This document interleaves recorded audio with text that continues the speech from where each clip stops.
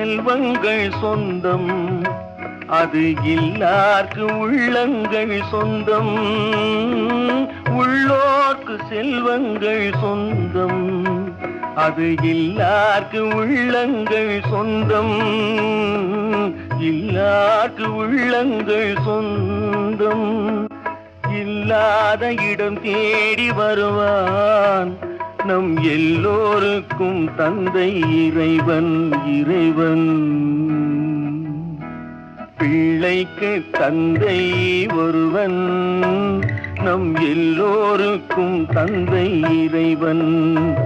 நீ ஒருவனை நம்பி வந்தாயோ, இல்லை இறைவனை நம்பி வந்தாயோ?